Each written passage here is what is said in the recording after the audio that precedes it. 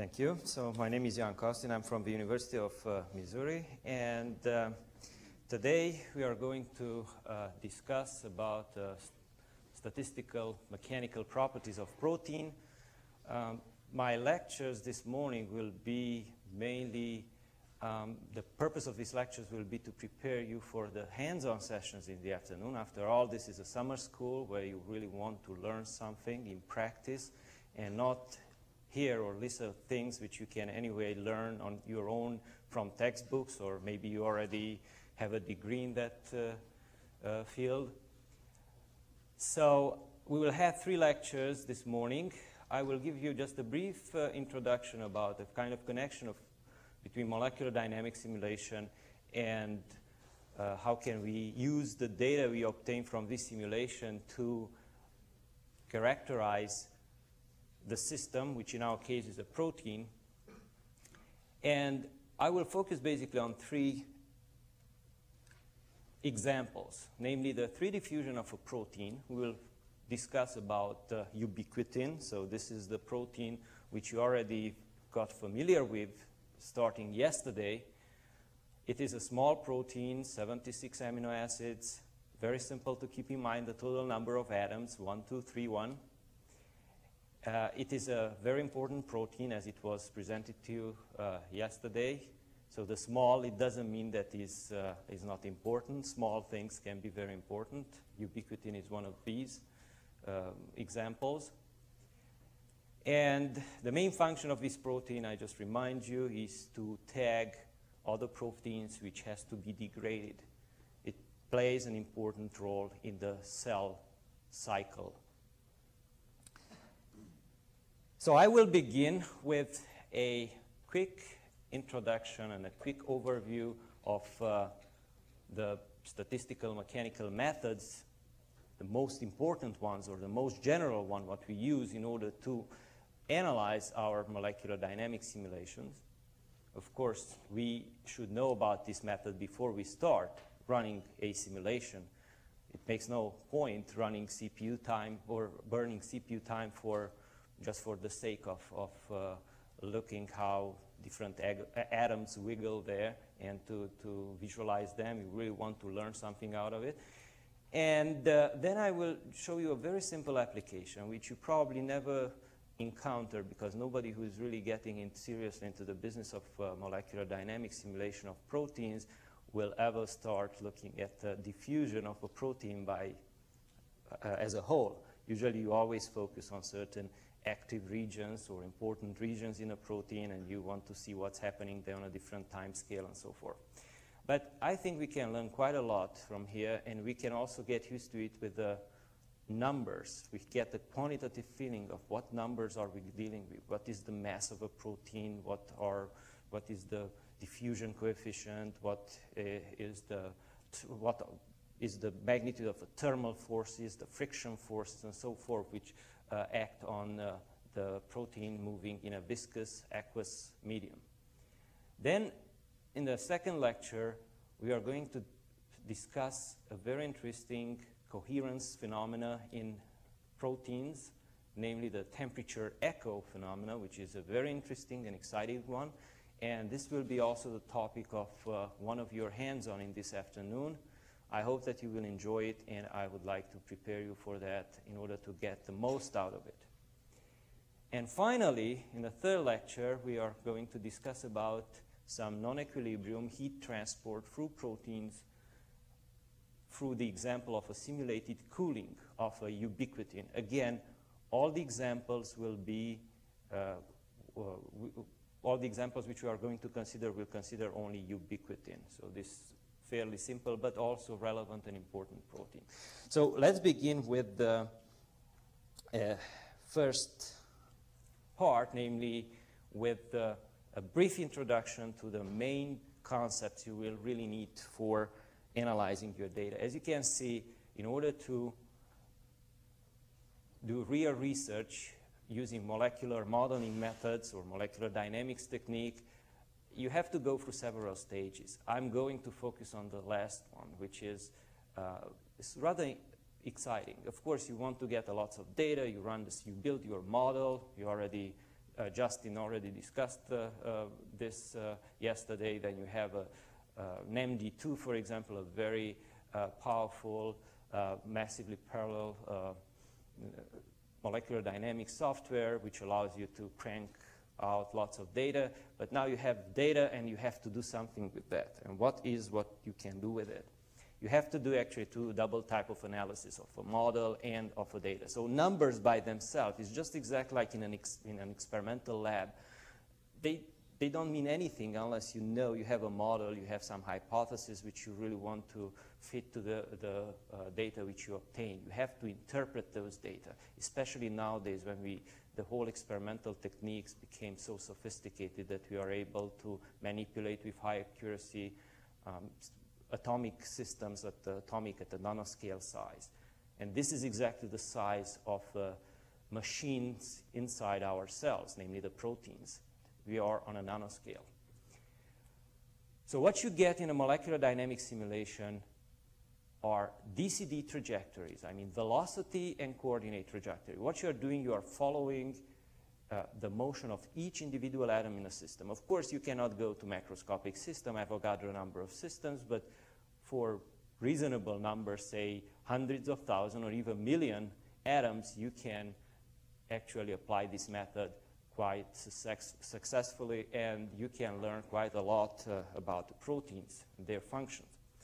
Besides DCD output file, trajectory files, which, by the way, are pretty huge, but nowadays, since this space is not expensive at all, this is not anymore such a big issue. We also, besides the DCD trajectory files, you get also an output file which contains global quantities characterizing your system, such as the total energy, temperature, pressure, and so forth. This is the one you get in your .log file or output file, depends what kind of extension you give to that. Now, yesterday you already learned about equilibrium properties, and today we are also going to discuss about non-equilibrium properties. The cool thing is that you cannot really, in principle you can separate them, but in practice you can, for example, determine equilibrium properties using even non-equilibrium molecular dynamic simulations. And the reverse is also true, namely you can get non-equilibrium properties by running equilibrium simulation, and I will show you what I mean by that.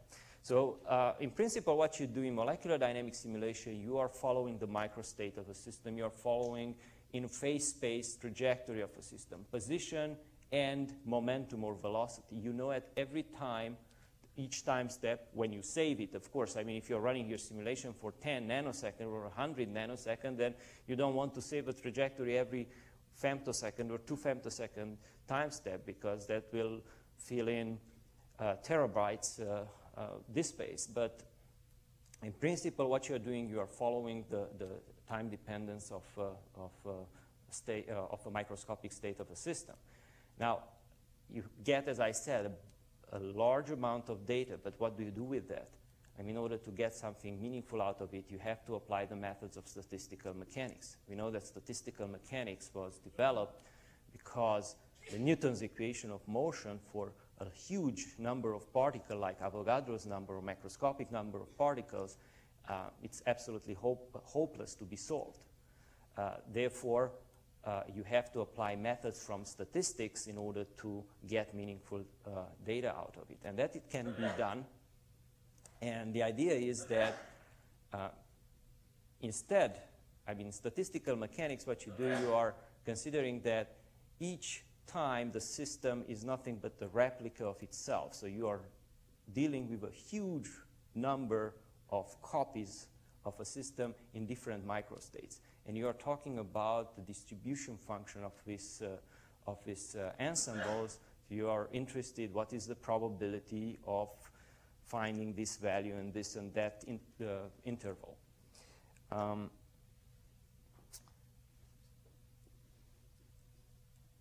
These replicas, they are characterized by certain macroscopic parameters, such as volume, temperature, pressure, of course, the total number of particles. And we would like to express our final results in terms of these quantities because these are the ones which are usually available experimentally. So the key issue here, to make a long story short, is that time average and ensemble average are equivalent. But this equivalence is true only, this so-called ergodic hypothesis is valid only in the thermodynamic limit when the total number of particles goes to 0 such that the density of a system is kept constant. Of course, you never reach this ergodic hypothesis, and therefore that's why you have those fluctuations in your simulation. So you will never get very sharp and perfect values for the observables as you are calculating. Nevertheless, the idea is that if you do a time average of your simulated system, you consider part of a protein, you calculate the total energy or the kinetic energy, say, of that part of a protein, and you do a time average, then that the hope is that actually that value what you will obtain, it is the same as the thermodynamic average or the statistical average, what you would get by averaging with a statistical matrix or a distribution function in which you ran the simulation. I will get back to that in a moment. So in practice, this is how you calculate average quantities in molecular dynamics. It's a simple mathematical, so it's an arithmetic mean, and the approximate sign here simply means that the simulation, because of finite simulation time, you have incomplete sampling. Besides of that, it may happen that actually your system is not in equilibrium. And if it's not in equilibrium, then it means that actually the distribution function is also time dependent. So therefore, when you have a time dependence of a distribution function because you have perturbing your system with an external force, which may be time dependent, for example, like in a steered molecular dynamics, you are encountering this situation, then you cannot get away only with one trajectory and one simulation. You have to run several simulations. But this will be covered basically in more detail in the SMD lectures, I guess tomorrow or in one of the following days. There are different ensembles which are rather important. The simplest one is the microcanonical one, in which we keep the energy of a system fixed. So we ran a simulation such that make sure that total energy of a system is conserved. This would be a simulation when you would do it in a vacuum, for example. You take a protein and you run the simulation in vacuum. That is not what we want because we know that proteins, they function in a viscous medium inside the cell. So under constant pressure and temperature conditions, so what we really want is this isothermal isobaric ensemble, and that requires basically a special protocol. We have to use the so-called Langevin dynamics and also Hoover method, which basically describes the coupling of a system to a thermostat and to a barostat. You want to couple your system to a reservoir with which it can exchange energy so that it keeps its temperature constant, and also to a barostat, which will keep the pressure of a system constant. So it's not that simple. Nowadays, you can also see all kinds of different type of simulation protocols which will allow you to sample different distribution of different statistical ensembles. But we are going to stick today with, I mean, the temperature echo one, it will be done in the microcanonical ensemble, and you will see why. But most of the simulation, what you're doing, actually, it will be in an MPT ensemble, except for the specific heat calculation, where you have to use NVT because you want to calculate the specific heat at constant volume. And here are all the observables which you basically can calculate: energy, temperature, pressure. You are using, all the calculations are based on results from statistical physics. The temperature, for example, is calculated based on the equipartition theorem. The kinetic energy is a quadratic function of a velocity. Therefore, the equipartition theorem applies. And here is how you calculate it, basically. This is the kinetic energy. And let me jump a little bit ahead to the temperature. So the temperature will be just 2 divided by 3 times the number of degrees of freedom times the Boltzmann constant, and the mean, the average kinetic energy. Average kinetic energy, it means that you really have to calculate the average along the trajectory of a simulated trajectory, hoping that what your trajectory does is really give you a proper sampling of a phase space. And it's not really the number of atom in a system. What you would have to have here is a 3n minus 6. You have to extract the center of mass and the overall rotational degrees of freedom. But in general, n is sufficiently large so you don't make that a big mistake by replacing 3n minus 6 by 3n. Let me go back a little bit. There is also the pressure. I will talk about, I will just mention it briefly and show you that this case is a little bit more complicated than the temperature. Definition of a temperature is trivial, is simple. But the pressure presents problems. I mean, it's not really unique the way how you calculate that. That was a question related to this thing yesterday. And there are also other thermal coefficients or thermodynamic quantities like specific heat, like expansion coefficient, thermal expansion coefficient, and thermal pressure coefficient, and so forth, which you would imagine. Of course, you can come up with other quantities too, which can be calculated. So basically, whatever you learn in statistical mechanics, and you learn that you can calculate using the distribution function or the statistical matrix, the same thing you can do it using molecular dynamics simulation, because what you are doing effectively, you find a way how to calculate averages. How good these will be, we'll see. You have to analyze the fluctuations to make sure that your results are good enough.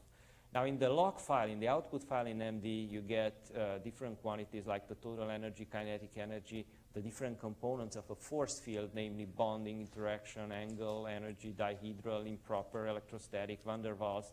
And all this can be conveniently be plotted along this for the entire trajectory using this NMD plot function. So it's a very convenient script which allows you to do exactly this. So you are going to use this, or maybe you already did that in the hands-on sessions. Here is the pressure which I mentioned to you. So here you use the virial theorem to do that, which looks like this. H is the Hamiltonian. I don't really want to get into the details, but the whole point is depends what's the formula which you are using. So you have to make a distinction between the so-called instantaneous pressure and the thermodynamic pressure. They are rather different things. The instantaneous pressure is not even unique. I don't want to get into details, but it's just a warning that yesterday's question was a good one, and actually Justin gave you a very good answer. He was actually referring actually to this term. How do you calculate basically the virial? Fluctuations. So this is really important. Whenever, even for thermodynamic systems, you will have deviation from the averages. And the degree and this deviation will change in time, will fluctuate.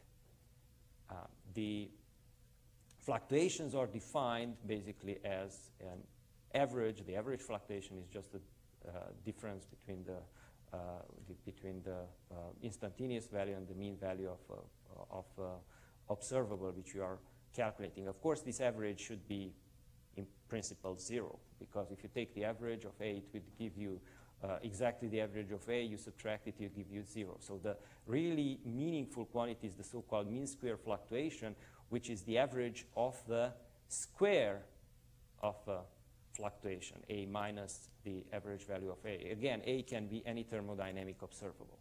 Now, statistical mechanics helps us again. It gives us the distribution function of the fluctuation themselves. So the fluctuations themselves, they are also stochastic or probabilistic quantities. So we describe their distribution, their probability distribution, and is given by this formula here. So you can, in principle, using methods from thermodynamics, calculate the mean square fluctuation of the energy, which, as you can see, is proportional to the specific heat. This is exactly what you are going to use to calculate the specific heat. And for the pressure, you would be tempted to believe that you can do the same thing. Unfortunately, it will not work. I'm not getting into details here, but the pressure, as I said, is a more problematic quantity. You can use other thermodynamic quantities here, which allows you to test at least how good your simulation is and unless it doesn't give you much useful information. For example, this quantity here just gives you what is the mean square fluctuation of a kinetic energy, and it turns out to be proportional to the temperature squared. All right. So let me just conclude this brief introduction on how we calculate the specific heat.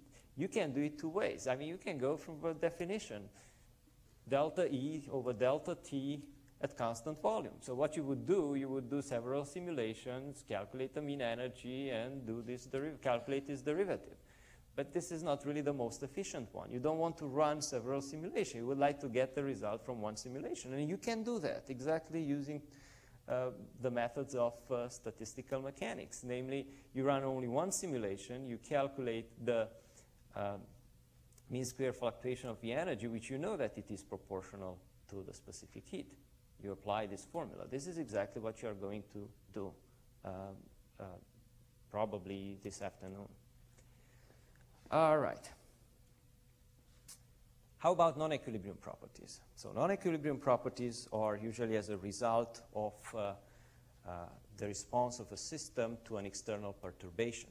You have the two main quantities which you want to discuss or to study in non-equilibrium situation are transport properties and spectral properties. Linear response theory is very helpful. It allows us to relate transport properties or transport coefficient to thermodynamic averages of equilibrium properties. And that has to do with the following reasoning. Let's suppose that you have a system. System is in equilibrium state. In order to drive the system out from equilibrium, you apply an external perturbation. This will drive the system out of equilibrium. But the system doesn't like that because it's not in its minimal energy state or in its minimal free energy state, so therefore it's going to relax. But just think about thermal fluctuations do the same thing. Thermal fluctuations are also driving the system out of equilibrium. Of course, the deviations are very small, and that's why they are called fluctuations and not big deviations. And you're also getting in the same non-equilibrium state. So it means that thermal fluctuations and external perturbations, they basically do the same thing. And then not only that, but the system then tries to come back and to relax. So it's a kind of dynamic equilibrium which is established here. It's a continuous feedback process. Go from equilibrium, non-equilibrium, and trying to go back into the equilibrium again. And therefore, the so-called response function, or the response of a system to an external perturbation, it is related, must be related to the so-called autocorrelation function which describes thermal fluctuations. And this is the meaning of a fluctuation-dissipation theorem. I mentioned the autocorrelation function. Autocorrelation function tells you actually how much memory the systems have. So assuming that you have velocity, so A and B, say they are both the same. So then when you are talking about autocorrelation function, of course you can talk also about cross-correlation functions as well. But let's suppose that you have velocity. You want to see how much the velocity remembers its previous value after a given time. And usually this decays exponentially. This is what we are going to see in a second. The autocorrelation function usually has this exponential form. That's why you can calculate the so-called correlation time, the memory time of a system, time during which it remembers what happened to it before, by this expression. This is a rather general one, but it can be actually immediately connected or related to this simple exponential form. So this is actually the main form of autocorrelation, decay of the autocorrelation function you may want to assume in order to estimate what is this correlation time. Then, as I said, the fluctuation-dissipation theorem will relate the so-called response function of a system to the autocorrelation function. I don't really want to get into all these details because we are not going to cover this in detail during this workshop. But the important thing is that the imaginary part of a response, of a Fourier transform of a response function, it is connected by the Fourier transform of a correlation function. So this is actually the meaning of a fluctuation-dissipation theorem. Let me conclude with a diffusion coefficient, because this is what we are going to discuss in the remainder of this lecture. In general, transport coefficients, which are macroscopic quantities, which characterizes globally basically the system, it is given by an expression. This is a general expression which relates it to the time derivative of it's a correlation function, time correlation function of temperature of a time derivative of the observable to which it is related to. And there is a generalized Einstein equation which connects the generalized transport coefficient to the mean square fluctuation of the observable A. An example is the so-called self-diffusion coefficient, or the diffusion coefficient, which can be related. So the transport coefficient is the diffusion coefficient. It is related to the velocity autocorrelation function. This is in 3 dimensions. In 1 dimension, you don't have this factor 1/3. You have only 1. And it can be related, I mean, based on the generalized Einstein relation, you can immediately write down that the mean square displacement, or the diffusion length, actually increases linearly and with time, and the coefficient in front of it is just 6 times the diffusion coefficient. This is exactly what we want to calculate in studying the free diffusion or the Brownian motion of a protein. So, as I already mentioned, and you all well know, protein lives in a viscous medium. They are subject to stochastic forces, and which we also call thermal forces, and also they are subject to viscous or friction forces, viscous forces. Assuming that in our case, the ubiquitin, it's a globular protein, you can characterize it as a whole, basically as just as a particle moving in a viscous medium, like water, for example. And you can just simply characterize it as, or consider it as a spherical particle having a radius of about 1.6 nanometer, and a mass, it's a small protein, it's only 6.4 kilodalton, which means 10 to the minus 23 kilogram. So as you can see, we are dealing here with very small numbers, but 6.4 kilodalton, again, it's a small protein. Usually the average value should be about 100 kilodalton. So the masses are small, so these are Brownian particles in a sense. They are still much bigger than water molecules. There are lots of water molecules which bombard from all different directions this protein, so they will definitely be subject to stochastic forces. So the 2 forces which appear, which act upon this protein, are the friction force, which is proportional to its velocity and is pointing in the opposite direction to the velocity. This is the friction coefficient. And there is also so-called Langevin or thermal force, or the stochastic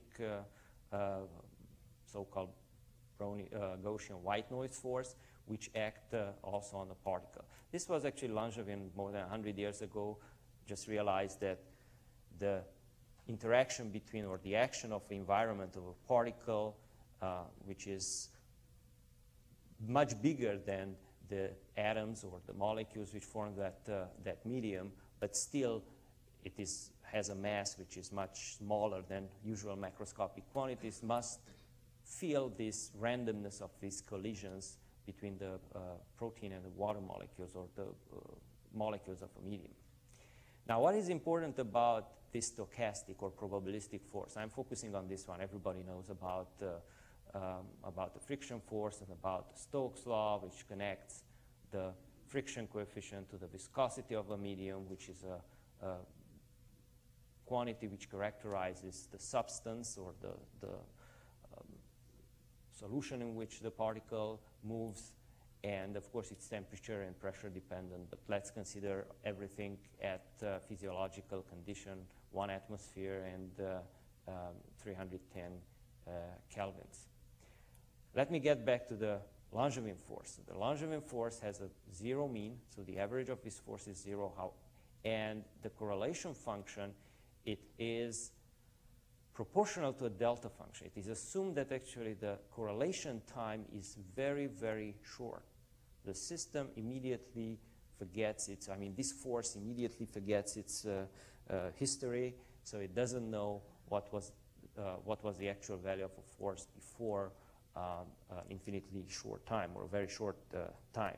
So for those of you who are not familiar with the Dirac delta function, it is really a functional, a singular functional, or a function which is infinite for t equals 0 and is 0 otherwise. In practice, we always approximate it. There are different ways to approximate them. One of these is this exponential form.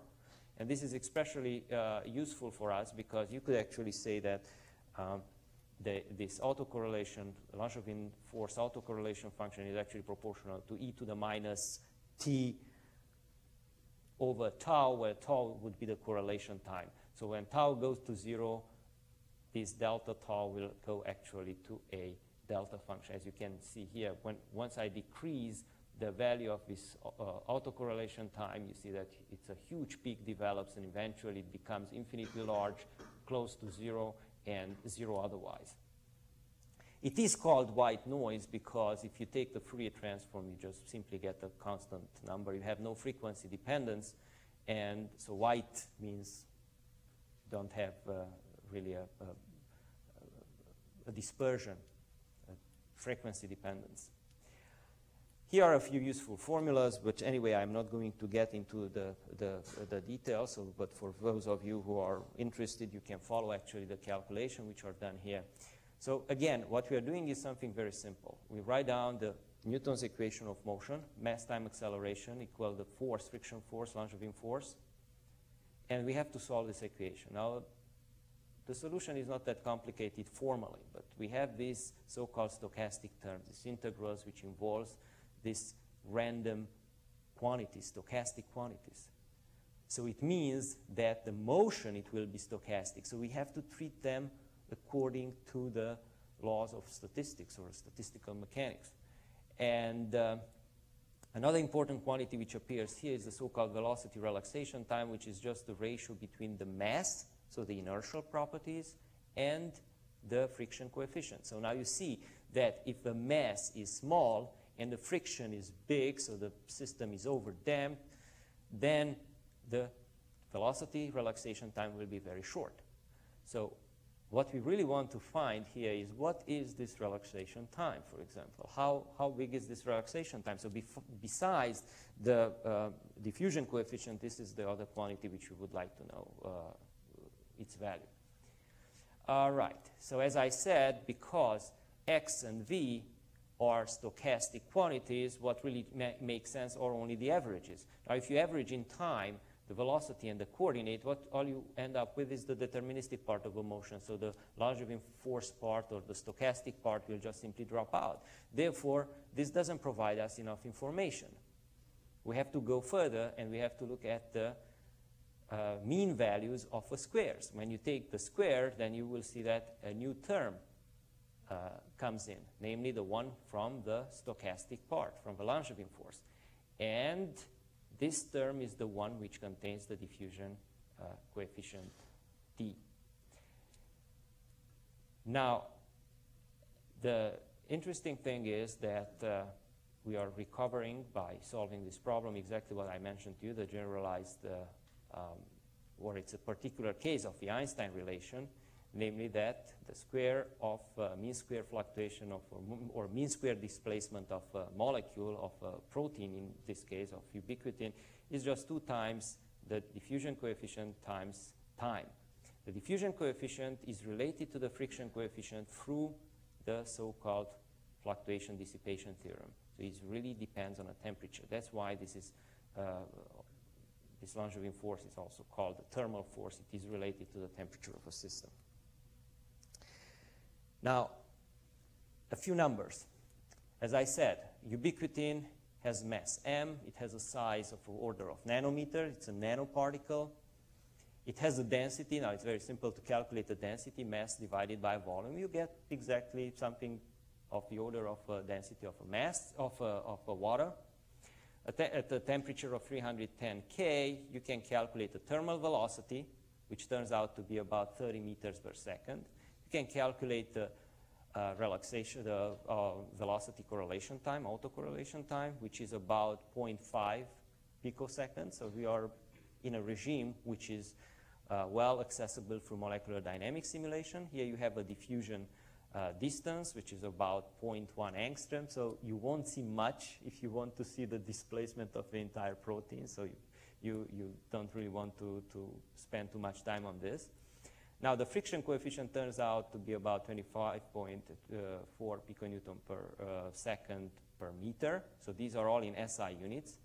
The diffusion coefficient, once you know gamma, you can, so again, how do I calculate gamma? Gamma is calculated using Stokes' theorem. So everything, what is calculated here is theoretical estimate. All what I know is this input, and of course I know the viscosity for the water, which is about 1 millipascal second. Everything is in SI units. Now, can we reproduce all these values in a molecular dynamic simulation? So how good is molecular dynamic simulation? Before we do that, I just wanted to mention a little bit about the magnitude of friction and the thermal forces. The friction force, if you do the calculation, gamma times V thermal. So now we have numbers for, so this table here contains real numbers, realistic numbers for all these quantities. And it turns out to be about 4.5 or 5 nanonewton. Nanonewton is quite a big force. I mean, you know that motor proteins, actually, they can exert forces of the order of 10 hundreds of piconewtons. So this is quite a big force. Now, thermal forces are the one which are just the mean square average of a Langevin force. And if you do the calculation, as you can see, apart to this factor of square root 2 over 3, which is of order of unity, you get exactly the same expression as here, using the Fluctuation-Dissipation Theorem, or the expression for the diffusion coefficient in terms of a friction coefficient. And it is again of the order of 5 nanonewton. Some of you may wonder, how about gravitational forces? We live on the surface of the Earth. You are exposed to gravity. We know it's very important on our life, but they're not very important for the life of the proteins. I mean, the force, the gravitational force, mg, is just 10 to the minus 14 nanonewton, which is definitely much, much smaller than the thermal or the friction force. So let's see, how do we do this, the simulation? This is what everyone can do. You already have trajectories, DCD trajectories for different simulations, so you can just play with this and do this analysis yourself. So we start from ubiquitin. This is the PDB entry code for ubiquitin. Of course, you don't have to worry about that. You don't have to download it and to build the system, because in the hands-on sessions you will encounter, you will be given all this many, many times. What you can do now, let's solvate this, put it in water, in a water box. We are going to run it, the simulation with periodic boundary conditions. So this is the unit cell, which we are replicating in all 3 directions. We use constant temperature, constant pressure. The total number of system for this setup I was using here is 7,000, about 7,000 atoms. As you can see, the protein atoms represent only a small fraction compared to the water, so most of the system is really is made up by water, which you're not really interested in, but you need to have it because that's a medium in which the motion takes place. And as I said, these are the simulation conditions. Output. Well, the data which I will present to you and which I analyzed, it comprises 10,000 frames, which is about 40 picosecond. With a time step of a simulation, it was 2 femtoseconds. So basically, it means that you had an output at every 2 time step. All right. Now, in order to do this analysis, you have a slight problem. You need the velocity, the trajectory of a velocities. You can do that by specifying in your NAMD configuration files the name of a DCD file, velocity DC file, and also the frequency. Now here the frequency was 1, so you can write it out after each after each time step, namely 2 femtosecond. However, the value recorded in this DCD file is not given in meter per second. It's not even given in angstrom per picosecond or nanosecond or whatever. You really need a conversion factor, and that conversion factor is a very weird number. You can ask Jim Phillips more details about that, but this is something which is useful for you to keep in mind. Whenever you need velocities in MD, make sure that you multiply the output, the number you get from a DCD with this factor, and the result will be in meter per seconds.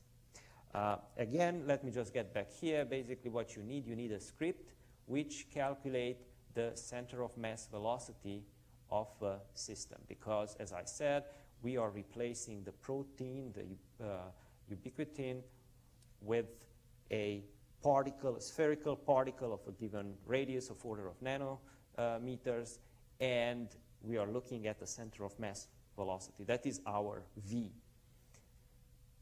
And to do that, you need a script. It's not a big deal. You can do the calculation. The complication is that the system is fairly big. You have 1,231 atoms, and of course, you don't want to do it with a pocket calculator. You need a script, and the script will do for you this pretty fast, and you also have to loop over all the frames. So it's really rather intense calculation, but not for today's computer. It can be done in a few minutes. Now, how do you interpret your result? Again, you do molecular dynamics, you get numbers. Those numbers, unless you know what to do with them, they are meaningless. So the center of mass, so we have a trajectory of a center of mass. We know the center of mass of a protein, so we can calculate the autocorrelation function. And from the theory, we know, assuming that the protein is really a Brownian particle subject to a friction force and to a Langevin stochastic force, then the velocity autocorrelation function should be given by this formula, where the prefactor is just the ratio d over tau. D is the diffusion coefficient. Tau is the autocorrelation, velocity autocorrelation time.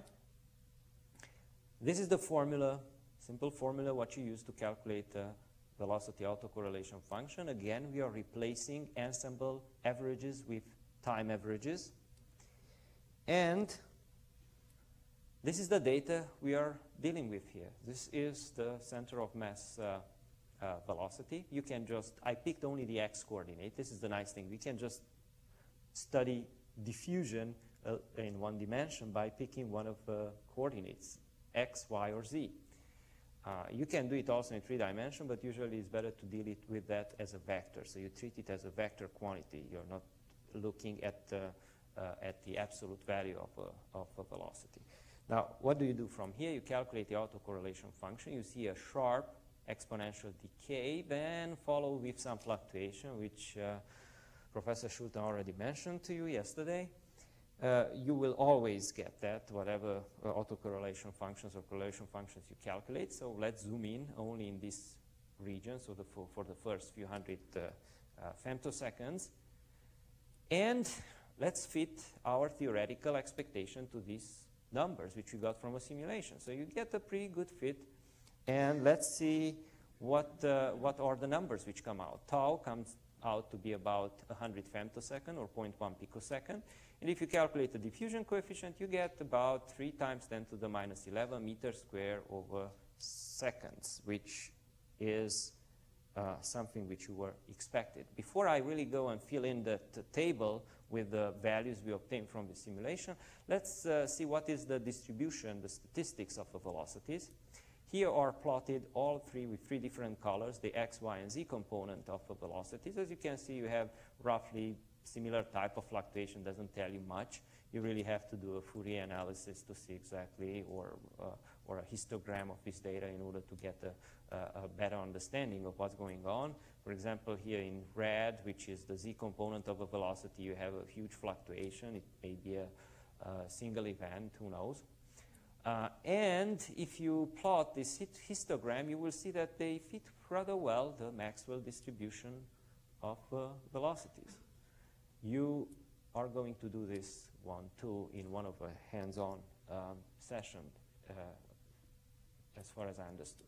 But in general, we see that most of the quantities, they have a Gaussian a Gaussian distribution. They are described by a Gaussian distribution. And what is nice about the Gaussian distribution is that you only need to know the mean value and the variance of a quantity, or the variance means the root mean square deviation of that quantity. So if you calculate the average of the square of a velocity, then the distribution function for the velocity for a 1D case, one-dimensional case, is just 1 over square root 2 pi, the mean square of a velocity, times exponential of minus v square over 2 the mean square of a velocity. So as you can see, it's a Gaussian distribution, an exponential at minus the quantity squared over twice the mean value of a square of a quantity. And of course, we know this. This is just d over tau. This is the expression what you should get. So you could actually determine tau and d also trying to fit this histogram. So there are different ways of doing it. So you're encouraged actually to apply all what you know from statistical physics and from physics and perform these experiments. Just think about it. You know about everything about the microscopics of a system. You know position, you know velocities, you know the trajectories. Basically, you can calculate anything. All right. You can do this now in 3 dimensions. I mean, I can see what is the distribution of the absolute value of the velocity of a center of mass. You have the data, you do the you can make this plot. You see very noisy, distribution. And if you build a histogram, you will see that this really follows the Maxwell distribution in 3 dimensions. Now, in 3 dimensions, what you do, PV or DV is actually the product of all 3 distributions on the x, y, and z axis.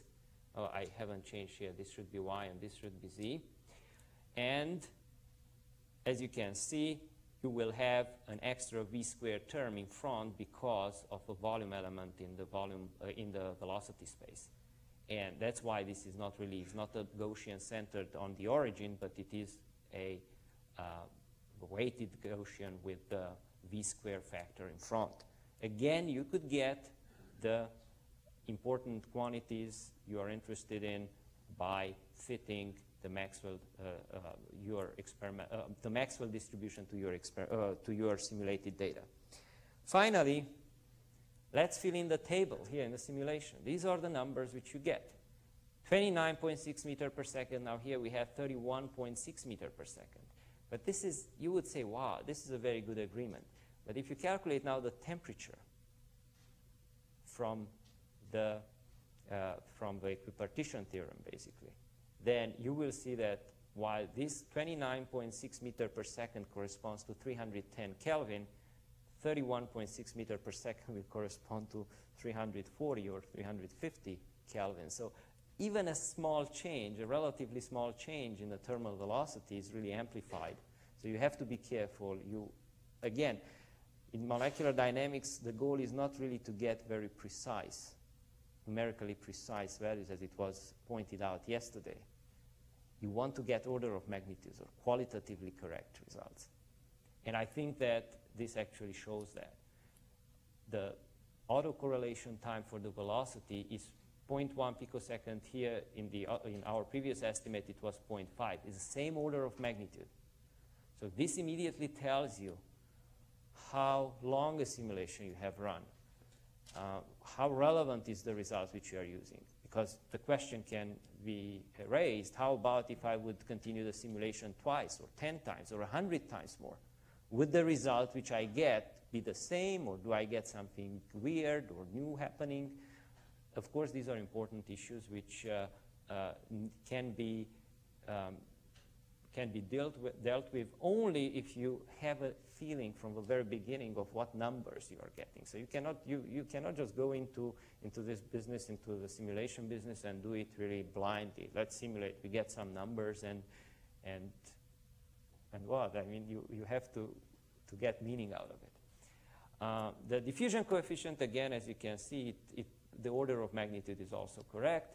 A little bit big is the viscosity for the water. We got 4.7 here instead of 0.9, but this also can relate it to the finite size system. So we can always say, well, this is a finite system. You cannot really expect to get what you would obtain in a thermodynamic limit. Now, what we did so far, it was for the entire protein. What happens if I want to study only the motion or the dynamics of parts of a protein, for example, a side group or a domain of a protein? Well, then you realize that that will not be a free diffusion. So the thermal forces and the viscous forces will be there. But you also have the so-called native forces, the force field, which determines the interaction of that part of a protein to the rest of a protein or the protein complex. And that is described here by a function fx. Now, the simplest approximation is to consider that actually in this equation of motion, F is nothing but an elastic force. You just imagine that the part of a protein vibrates with respect to its equilibrium position. This is a very good approximation. Whenever you know that the system is in an equilibrium position, small deviation are always harmonic. So what you end up with is the model of Brownian oscillator. A similar treatment and a similar analysis can be done exactly as we did with the free diffusion of the entire protein, and you're encouraged to pick, you take the same trajectory. You don't really need to go and run new simulations.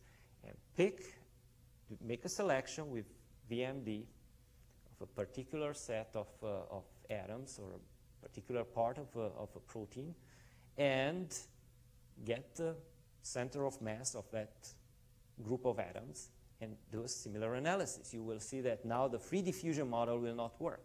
You will really need a so-called Brownian oscillator approach. You will need new expressions for the velocity, the mean velocity, for the mean velocity square, for the mean position, and mean position square, and so forth. Fortunately, we are running out of time and we cannot cover that one here, but this is a nice example which you can do. These notes will be linked up to the web page or the website of the summer school, and I'm more than happy to discuss with you any of these details of the calculations I presented here. As I said, in your hands-on, you will cover 2 other exercises. You will not discuss this. You will not do these numerical experiments which I presented you, but I guess based on the information presented here, you can use your creativity and inventivity and to do it by yourself. That will be all for this. Will conclude for the first lecture, and I am glad to take questions if there are any questions. Why don't we have a few questions, and then I think maybe 5 minutes. All right. So, wonderful lecture. Yes? In your table, you have a comparison of theoretical results against the simulation results. In your theoretical results, obtained from analysis. Well, theoretical result, let me clarify that even more. It's just an estimate. All what I did, I used, we have theoretical models. We have Stokes equation, right? We need some input parameter there. All what I needed, it was the mass of a protein. I needed the temperature and the size, the linear dimension of it. And of course, the viscosity of water.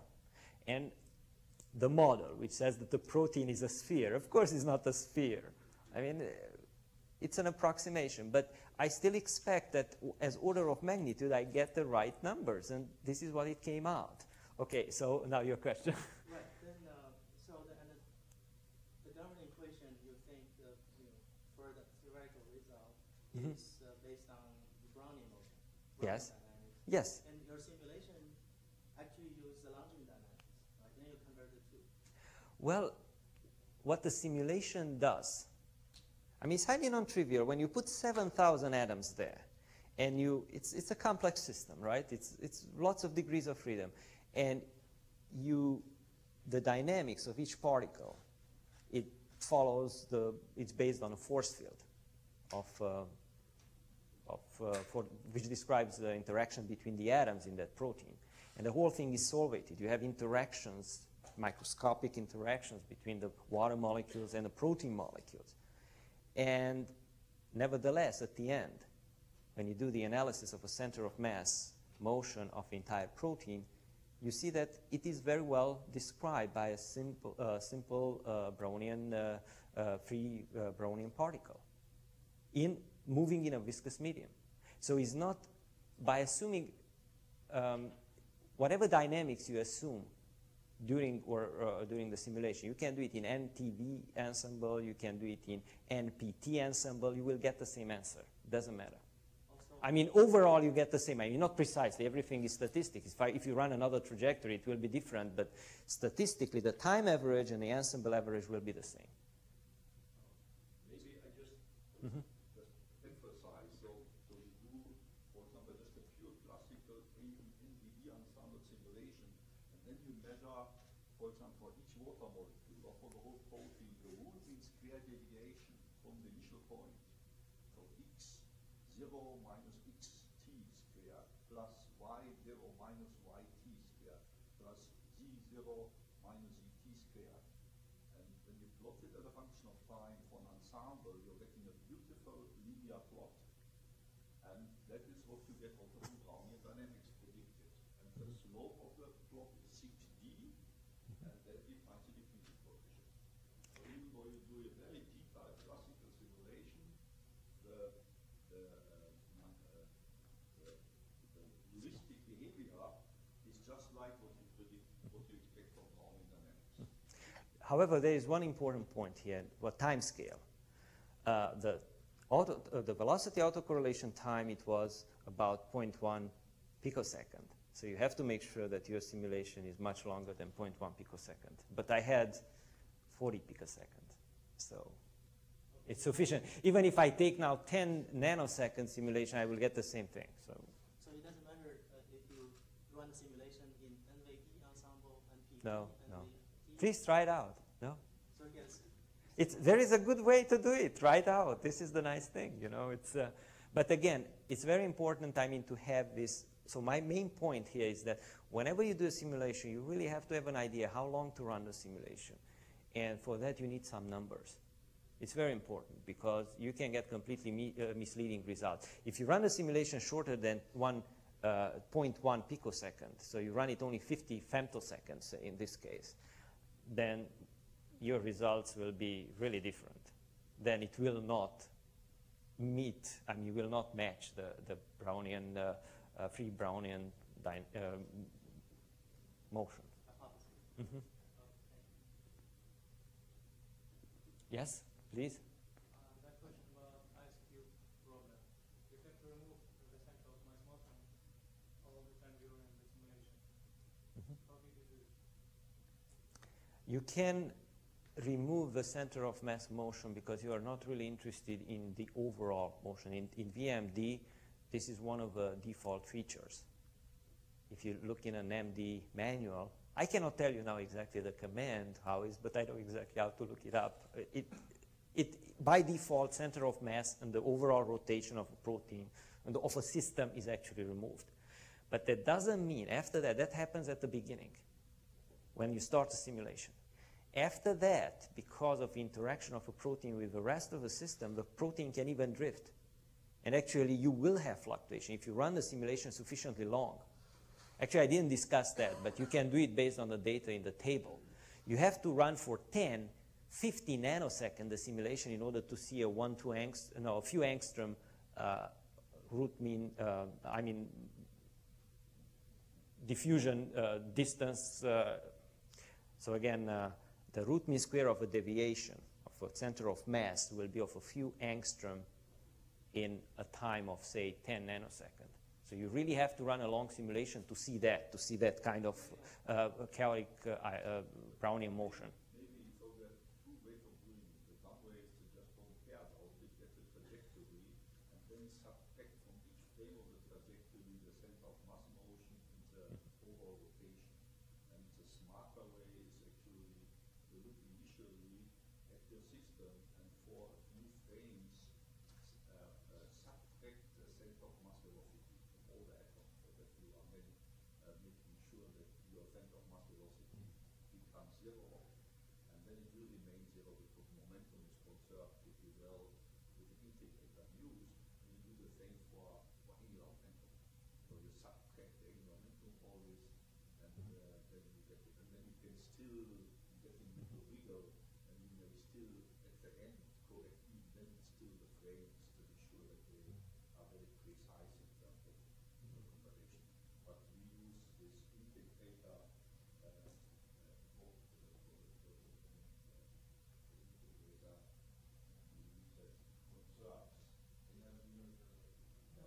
Verlet algorithm, yeah. But anyway, you will have a I mean, the center of mass velocity still fluctuates. You still have big velocities there. I mean, but they are random. I mean, they average out in time. Yes? So I wonder about the difference between the theory and simulation for the results. Yes? What are the major factors for that? So one common is like you have friction force. I wonder how about the other interactions like hydrogen bond interaction between the water molecule and the protein. So for another case, if you have a hydrophobic protein or you have a hydrophobic protein, Yes? will the error be different? Well, the friction force is just a macroscopic way of describing the interaction between the protein and the solvent. So the hydrogen bond and everything, I mean, the hydrogen bond interaction is not included in a charm force field, but if you use the amber force field, which includes that, then that also enters in a picture. But if you do the simulation not using the charm force field, but the amber force field, you will get the same result. So at this level, on a global level, it should not change the result. Now, why is different what you get from a theoretical estimate and the simulation one? As I said, it's simply the theoretical estimate was a gross simplification. I mean, just treating that protein as a sphere, a rigid sphere of a given radius, then applying Stokes' theorem, or Stokes' law, which is again it's based on certain approximations. So whenever you do a modeling, whenever you have a theoretical model which you want to fit on the experimental data or on the simulation data, you never should expect really 100% agreement. But again, it doesn't really matter whether the protein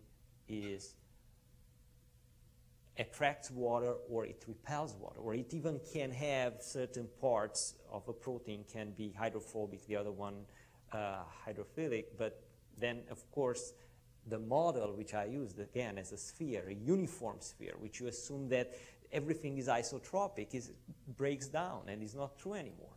Or if you place the whole system in an electrolyte and you have some also more intense Coulomb charges there, then of course it will change the results even more.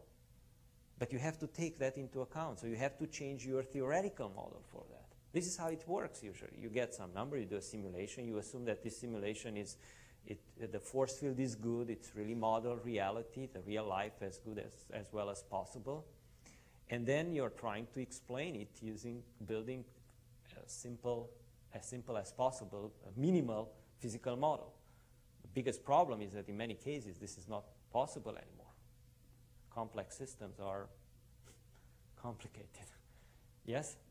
I tried to measure the relation between estimated values, theoretically estimated values, and your results. Mm-hmm. And the relation is between 5 to 1 over 5.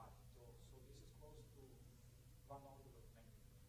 So if you run your simulation longer, are you going to achieve better correspondence between estimated values and experimental values? Or we can say that... Well, in this case, I don't really think, because, as I said, the autocorrelation, velocity autocorrelation time is 0.1 picosecond. So, okay, I can go for 100 picosecond maybe to get better statistics, but the result will be the same. Again, the main purpose of this exercise, it was just to give you the opportunity, maybe a rare opportunity, where you really do this calculation. You really get some numbers there, and you get some estimates for these quantities which enter in the simulation. You should. Say that you have, of course, three contributions to the error, more.